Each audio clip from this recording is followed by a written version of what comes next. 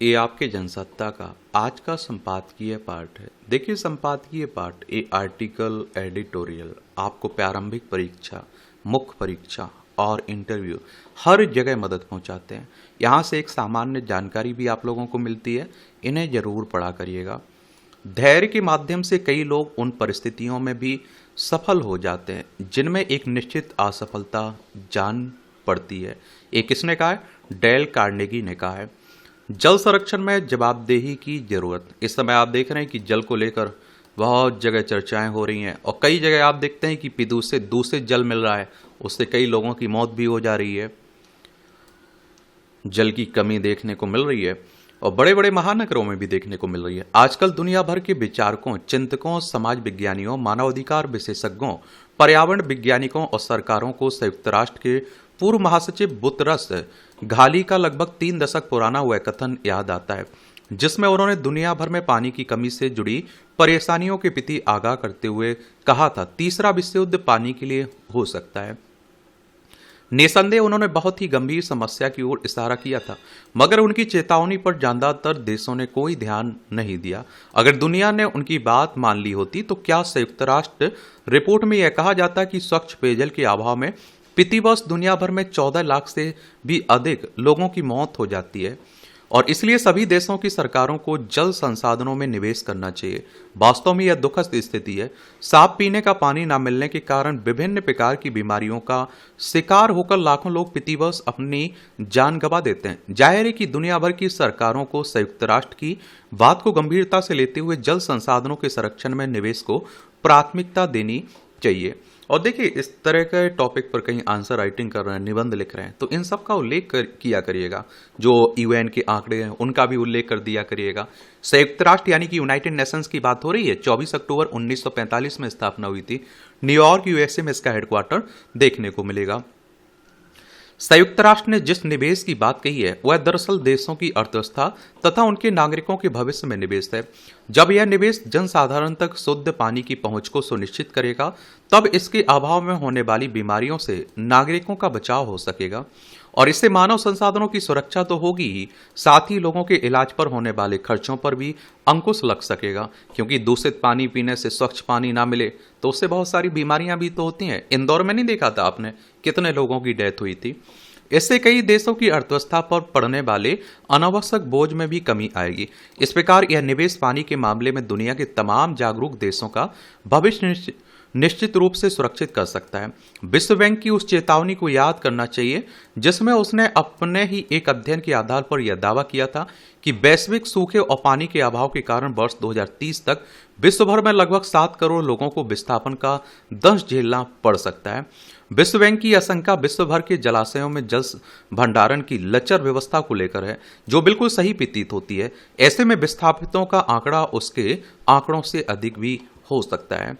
और देखिए, अगर वर्ल्ड बैंक की बात करें तो अंतर्राष्ट्रीय वित्तीय संस्थान है, 1944 में स्थापना हुई थी। वॉशिंगटन डीसी में इसका हेडक्वार्टर देखने को मिलेगा। तो ये आंकड़े जरूर लिखा करिएगा आप लोग। भारत की बात करें तो देश के प्रमुख जलाशयों में जल भंडारण की व्यवस्था आज भी लचर बनी हुई है और इसमें सुधार होने के बजाय यह लगातार बिगड़ती जा रही है। जलाशयों, नदियों की निगरानी करने वाले केंद्रीय जल आयोग के आंकड़ों के अनुसार देश भर के सभी 166 जलाशयों में जल भंडारण 40% से भी नीचे गिर गया है। वहीं देश के सभी 20 नदी बेसिनों में भी जलस्तर लगातार घटता जा रहा है। असम, गोवा, कर्नाटक, केरल, मध्य प्रदेश, तमिलनाडु, त्रिपुरा और पश्चिम बंगाल के जलाशयों में जल स्तर पिछले वर्ष की तुलना में काफी कम हो गया है। और आयोग ने 9 अप्रैल 2026 को जारी अपने बुलेटिन में जल स्तर में तेजी से गिरावट की चेतावनी दी थी। फिर 30 अप्रैल के अपने बुलेटिन में भी आयोग ने बताया था कि इन जलाशयों में उपलब्ध सक्रिय भंडारण 71.082 अरब घन मीटर BCM है, जो इनकी कुल क्षमता का केवल 38.72% है। और जबकि 9 अप्रैल को यह 44.71% था। यानी महज 21 दिनों में ही देश के सक्रिय जल भंडारण में 6% से अधिक की कमी आ गई है। और आप देखेंगे इसमें अब केंद्रीय जल आयोग के नवीनतम आंकड़ों के अनुसार 11 जून 2026 को देश के सभी 166 जलाशयों में केवल 51.92 BCM पानी ही बचा हुआ है। याद देखिए, जबकि इन जलाशयों में कुल सक्रिय भंडारण क्षमता 183,565 बीसीएम है, जो देश में अनुमानित कुल क्षमता 257,812 बीसीएम का करीब 71.20% है। यानी देश भर के जलाशयों में अब उनकी कुल जल भंडारण क्षमता का केवल 28.28% जल ही बचा हुआ है, जो एक आपात स्थिति का संकेत है। और तात्पर्य यह कि आने वाले सप्ताह में सिंचाई, पेयजल आपूर्ति एवं जल विद्युत परियोजनाओं के लिए देश को एक बार फिर मानसून पर निर्भर रहना पड़ेगा। बहरहाल बुतरस घाली के अनुसार तीसरा विश्व युद्ध तो शायद कभी ना हो, और हम सभी को ऐसा ही सोचना चाहिए। मगर यह सच्चाई है कि पानी के लिए भारत सहित दुनिया भर में हिंसक संघर्ष की घटनाएं लंबे समय से हो रही हैं। वैश्विक स्तर पर पानी पर काम कर रही संस्था पैसिफिक इंस्टीट्यूट ने इस बारे में हैरान करने वाले आंकड़े साझा किए हैं। इनके अनुसार वर्ष 2000 में जल संसाधनों को लेकर दुनिया भर में हुए टकराव की महज 22 घटनाएं ही सामने आई थी। वहीं 2022 में ऐसी 231 घटनाएं दर्ज की गई। 2023 में ये बढ़कर 347 तक पहुंच गई हैं। इसी प्रकार वर्ष 2023 में जल संसाधनों को लेकर होने वाली हिंसक घटनाओं में नाटकीय बढ़ोतरी देखी गई, और इन घटनाओं में वृद्धि का सिलसिला पिछले एक दशक से भी ज्यादा समय से जारी है, और जिसमें अब तक 1470% तक की बढ़ोतरी हो चुकी है। पैसिफिक इंस्टीट्यूट के अनुसार वर्तमान दशक के पहले 4 वर्षों में ही जल संघर्ष के 785 मामले दर्ज किए गए, जो पिछले पूरे दशक 2010 की तुलना में काफी अधिक हैं। पानी को लेकर वर्ष 2024 में विश्व स्तर पर संघर्ष के 420 मामले दर्ज किए गए, और जिनमें मध्य पूर्व, यूक्रेन, भारत, ईरान और मेक्सिको की घटनाएं शामिल हैं। संयुक्त राष्ट्र की संस्था UNODC के अनुसार वर्ष 2019 से 21 के बीच भारत में दर्ज हत्याओं में से लगभग 20% यानी प्रत्येक 5 में से 1 हत्या पानी के लिए हुई है। यह सचमुच गंभीर स्थिति है। हालिया घटनाओं पर गौर करें तो जून 2026 में देहरादून स्थित सहसपुर थाना क्षेत्र के बैरागी वाला गांव में पानी को लेकर 2 पक्षों के बीच खूनी संघर्ष हुआ, और इसमें एक व्यक्ति की मौत हो गई और परिवार के अन्य सदस्य गंभीर रूप से घायल हो गए। इसी तरह अप्रैल 2026 में मध्य अफ्रीकी देश चाड के एक प्रांत में 2 समूहों के बीच जल स्रोत पर कब्जे को लेकर शुरू हुई झड़प देखते ही देखते हिंसक प्रतिरोध में बदल गई। इसमें 42 लोग मारे गए। ये तमाम घटनाएं दुखद तो है ही, दुनिया को आगाह करने वाली भी हैं कि वैश्विक सूखे और पानी के अभाव के कारण संघर्षों, विवादों से निपटने के लिए सामूहिक जिम्मेदारी का निर्वहन आवश्यक है। जरूरी है कि समाज अब जल स्रोतों, विशेष रूप से भूजल स्रोतों के संरक्षण, उनके सदुपयोग के प्रति जागरूक और जवाबदेह बने। इसके अतिरिक्त वर्षा जल एवं अपशिष्ट जल के शोधित स्वरूप यानी शोधित जल के उपयोग के प्रति भी समाज को अपने नकारात्मक रवैये में बदलाव लाना बेहद जरूरी है, अन्यथा भविष्य में परिस्थितियां जीवन के प्रतिकूल बन सकती हैं। यही तो आप लोगों को आंसर आइटम में लिखना है, यही तो निबंध में लिखना है। इसीलिए तो कहता हूं कि आर्टिकल जरूर पढ़ा करिएगा। और देखिए, समाज को भी जुड़ना होगा जल संरक्षण में, और आप देखते हैं सरकार को भी प्रयास करना होगा, तभी जाकर कुछ रिजल्ट निकलेगा। क्योंकि देश भर से जिस तरह की खबरें आती रहती हैं, जिस तरह की फोटो वीडियो हम लोग देखते हैं जल को लेकर, तो ये चिंता की बात तो है। वित्तीय स्पर्धा के मायने इन दिनों शिक्षा, साहित्य, कला या खेल से लेकर स्वास्थ्य एवं धार्मिक क्षेत्र तक हर जगह प्रतिस्पर्धा ने अपनी जगह बना ली। देखा जाए तो हमारे जीवन का अधिकांश हिस्सा दूसरों के साथ निरंतर प्रतिस्पर्धा में होता है। स्कूल में दाखिले से लेकर नौकरी के आवेदनों तक कोई भी व्यक्ति, संगठन, संस्था, समिति या समुदाय हो, मूल उद्देश्य से अधिक चिंता प्रतिस्पर्धा की चुनौती की है, और समाज को प्रतिभागी प्रवृत्ति को अपनाना चाहिए, लेकिन वह प्रतिस्पर्धा की प्रवृत्ति की ओर जा रहा है। आज के दौर में प्रतिस्पर्धा हमारे कार्य क्षेत्र का एक हिस्सा हो सकती है, लेकिन उसका नैतिक आधार मापना जरूरी है। हर कलाकार अपने अंदर प्रतियोगिता जीता है। यह प्रतियोगिता वह कालीनों से तो करता ही है, अतीत से भी करता है और अपने भविष्य से भी। यह प्रतियोगी भाव ईर्ष्या, द्वेष, छल, छदम या षड्यंत्र तक पैदा कर देता है। राजनीति में तो प्रतिस्पर्धा आंतरिक और बाह्य दोनों स्तर पर बराबर होती है। जीवन में प्रतिस्पर्धा का गैर स्वाभाविक पक्ष भी है। इस कदम से एक ऐसी खाई पैदा होनी शुरू हो गई जिसके एक सिरे पर गुणवत्ता है और गहराई है, उसके अपने सरोकार हैं और जीवन मूल्य हैं जो दीर्घजीवी हैं, और जिसे बाजार प्रचारित भी करता है। दूसरी ओर ऐसी प्रतिस्पर्धा भी है जिसमें कोई गुणवत्ता नहीं है, जिसके कोई सरोकार नहीं है, जिसमें जीवन के सच्चे अनुभव नहीं है, उसे तमाम तरह के तरीकों के जरिए बाजार में खपा दिया जाता है। अब चूंकि सतह पर बहुतायत में यही दिखाई देता है, इसलिए पहले प्रतिस्पर्धा एक नवाचार भी लाती थी, अब केवल प्रतियोगी खड़ा करती है। पहले गुणवत्ता और श्रेष्ठता की छननी भी लगाती थी, मगर अब सफलता के लघुपथ भी इसी दूसरे किस्म की प्रतिस्पर्धा की देन है, जिसका काम केवल बाजार को विस्तार देना है। एक ही चीज के कितने ब्रांड बाजार में उपलब्ध हो गए, ये सब प्रतिस्पर्धा का ही प्रतिफल है। सबके मूल अलग जबकि उपयोगिता समान है। एक औसत आर्थिक स्थिति वाला उपभोक्ता जीवन की अनिवार्य आवश्यकता के लिए किसी एक ब्रांड का चयन करता है, लेकिन अक्सर वहां भी ठगा जाता है। ऐसे में स्वस्थ प्रतिस्पर्धा किसे कहेंगे? वहीं प्रतिस्पर्धा का चेतना संपन्न बौद्धिक पक्ष यह है कि प्रतिस्पर्धा मानसिक गुलामी का कारण न बने। प्रतियोगी होने पर भी प्रत्यक्ष भेंट वार्ताएं सम्मानजनक स्थिति में दर्ज हों, स्वस्थ संवाद बाधित ना हो। आज संवाद की संभावना कितनी शेष बची है हमारे बीच, कभी कभी इस पर भी विचार कर लेना चाहिए। मनुष्य नौकरी, पदोन्नति, आय, सामाजिक प्रतिष्ठा और कई अन्य दुर्लभ वस्तुओं के लिए प्रतिस्पर्धा करता है। इन सब के बीच क्या हमने कभी सोचा है कि प्रतिस्पर्धा हमेशा ही लाभकारी होती है? कुछ स्थितियों में प्रतिस्पर्धा के जरिए सीमित चीजों का बंटवारा करना समाज के लिए फायदेमंद होता है, मगर प्रतिस्पर्धा करने से फायदे कम, काम में कमियां अधिक नजर आती हैं, क्योंकि उद्देश्य काम को सही तरीके से अंतिम रूप देना नहीं, बल्कि उद्देश्य अपनी जगह स्थापित करना है।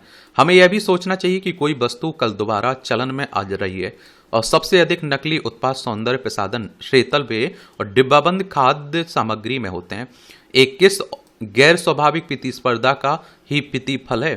क्या हमने कभी सोचा है कि प्रकृति अपने आप से प्रतिस्पर्धा नहीं करती?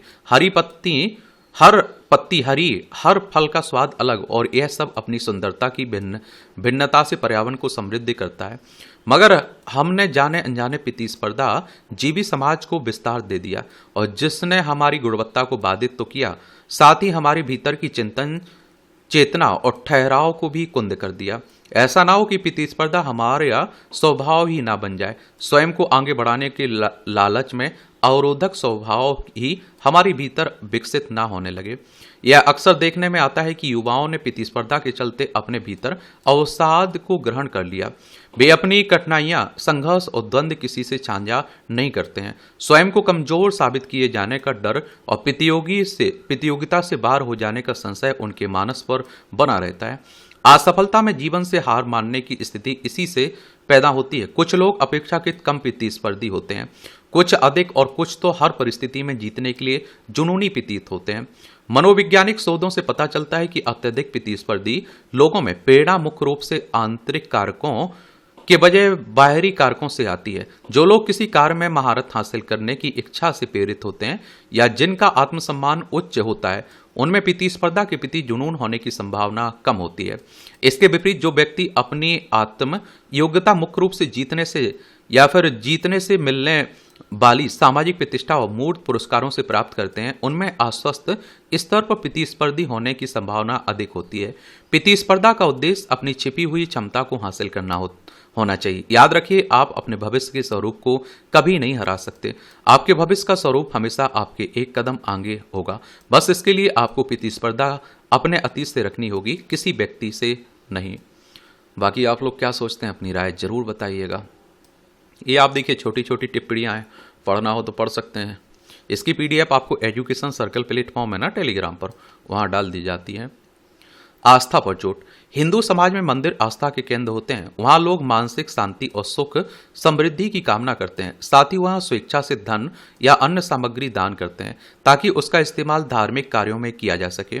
श्रद्धालु इस विश्वास के साथ मंदिर में दान करते हैं कि इस राशि को खर्च करते वक्त पूरी पारदर्शिता बरती जाएगी, मगर इस दान राशि में ही अगर हेरफेर होने लगे तो इसे लोगों की आस्था के साथ खिलवाड़ नहीं तो और क्या कहा जाएगा। मसला जब अयोध्या में राम मंदिर से जुड़ा हो तो मामला और भी संवेदनशील एवं गंभीर हो जाता है। राज्य सरकार ने इस मामले की जांच के लिए विशेष दल एसआईटी गठित की और जिसने अपनी प्रारंभिक रिपोर्ट मुख्य सचिव गृह को सौंप दी है। खबरों के मुताबिक रिपोर्ट में दान राशि, कीमती सामान के प्रबंधन में कमियों का जिक्र करते हुए प्राथमिकी दर्ज करने की सिफारिश की गई और इससे स्पष्ट है कि मंदिर के वित्तीय मामलों में कुछ तो हेरफेर हुआ है जिसकी गहन जांच की जरूरत है। अयोध्या उत्तर प्रदेश में देखने को मिलता है ना। लखनऊ इसकी राजधानी है उत्तर प्रदेश की। अंतर्राष्ट्रीय सीमा नेपाल से लगती राज्यों में बिहार, झारखंड, छत्तीसगढ़, मध्य प्रदेश, राजस्थान, हरियाणा, हिमाचल प्रदेश, उत्तराखंड और दिल्ली से लगती है। विधानसभा में 403 सीटें हैं, विधान परिषद में 100 सीटें हैं, राज्यसभा में 31 सीटें हैं, लोकसभा में 80 सीटें हैं।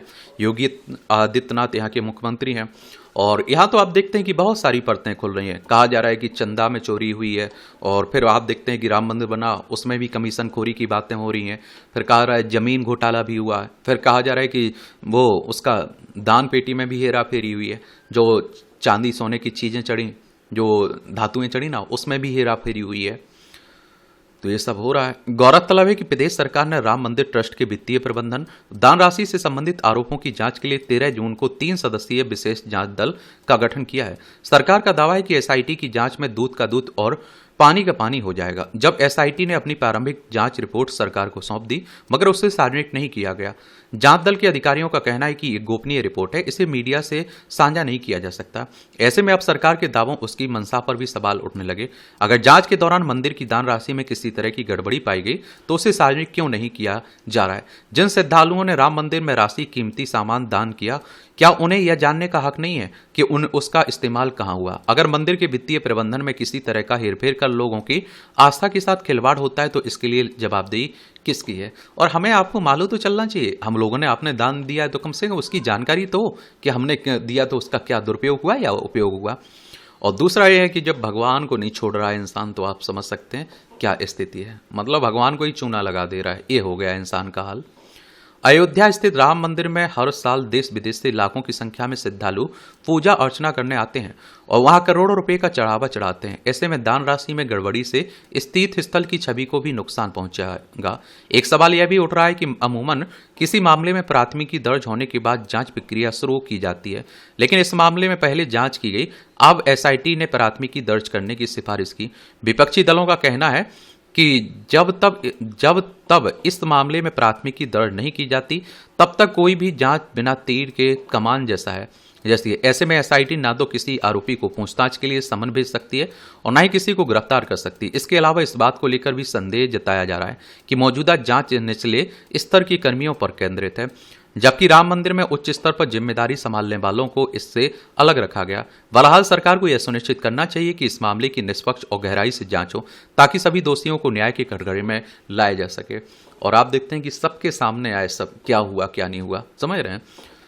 चुनौतियों की राह, ये सरकार के तमाम दावों के बावजूद देश में आर्थिक विकास की रफ्तार धीमी पड़ती जा रही है। भारतीय रिजर्व बैंक के बाद अब वैश्विक रेटिंग एजेंसी S&P ने भी वर्ष 2026-27 में देश की आर्थिक वृद्धि दर घटकर आकर 6.6% रहने का अनुमान जताया, जबकि वर्ष 2025-26 में यह 7.7%, उससे पहले 7.1% थी। और इसी की बदौलत भारत की गिनती दुनिया में सबसे तेज बढ़ती अर्थव्यवस्थाओं में की जा रही थी। इन अनुमानों के पीछे कई कारण हैं। सबसे बड़ी वजह पश्चिम एशिया में संघर्ष से उपजी वैश्विक अस्थिरता और इससे पूरी दुनिया में पैदा हुए ऊर्जा संकट का देश की अर्थव्यवस्था पर सीधा असर पड़ा है। वैश्विक आर्थिक सुस्ती का जोखिम भी सामने आया। इसके अलावा अल नीनो के प्रभाव से देश में मानसून कमजोर रहने की संभावना भी आर्थिक विकास की राह में बाधा उत्पन्न कर सकती है। स्पष्ट है कि चुनौतियां कम नहीं है और ऐसे में सरकार को देश की अर्थव्यवस्था को गति देने के लिए प्रभावी एवं कारगर कदम उठाने होंगे। गौरतलब है कि पिछले दिनों भारतीय रिजर्व बैंक ने पश्चिम एशिया में संघर्ष से पैदा हुए संकट का हवाला देकर अपनी रिपोर्ट में चालू वित्त वर्ष में देश की आर्थिक वृद्धि दर घटाकर 6.6% रहने का अनुमान जताया था। अब वैश्विक रेटिंग एजेंसी S&P ने भी इसकी पुष्टि कर दी। इससे साफ है कि देश की आर्थिक वृद्धि दर सुस्त ना पड़े, इसके लिए केंद्र और राज्य सरकारों को हर मोर्चे पर तैयारी करनी होगी। ऊर्जा संकट से बाहर निकलने के लिए तेल और गैस आयात के नए विकल्पों पर विचार करने के साथ इसके नए स्रोत तलाशने होंगे। भारत इस समय कच्चे तेल की जरूरत का करीब 88% हिस्सा आयात करता है, हम लोग खरीदते हैं। कच्चे तेल की लागत बढ़ने से पेट्रोल डीजल के दामों में बढ़ोतरी का बोझ आम लोगों को पड़ रहा है। उत्पादन और परिवहन लागत बढ़ने से महंगाई भी बढ़ रही है। बारिश कम होने और उर्वरकों की कीमत बढ़ने से कृषि उत्पादन पर भी असर पड़ेगा। नतीजा यह है खाने पीने की चीजें और महंगी हो सकती हैं। इन सब परिस्थितियों के बीच अगर अर्थव्यवस्था पर दबाव बढ़ा तो आर्थिक वृद्धि दर में सुस्ती को रोक पाना आसान नहीं होगा। देखिए, आरबीआई की बात करें तो रिजर्व बैंक ऑफ इंडिया की बात हो रही है। बैंकों का बैंक है। 1 अप्रैल 1935 में स्थापना हुई थी। मुंबई महाराष्ट्र में इसका हेडक्वार्टर देखने को मिलेगा। और देखिए, ये हमारी प्यारी पृथ्वी है। इसमें आप देखेंगे ये है हमारा प्यारा भारत। ये रूस है, यूक्रेन है, ये चाइना है, ये जापान है। ये आप लोगों को ईरान देखने को मिल जाएगा। ये फारस की खाड़ी, ओमान की खाड़ी, यहाँ आप लोगों को हॉर्मुज जलडमरू देखने को मिल जाएगी। ये इजराइल है, ये भूमध्य सागर, ये लाल सागर है। और यहाँ आप लोगों को संयुक्त राज्य अमेरिका देखने को मिल जाएगा। वॉशिंगटन डीसी इसकी राजधानी है। और इस तरह से आप देखेंगे कि आज के संपादकीय पाठ की कहानी कवर होती है। आप लोग पढ़ते रहिए, एंजॉय करते रहिए। आपका कोई सवाल हो, सुझाव हो तो जरूर बता सकते हैं आप लोग। धन्यवाद।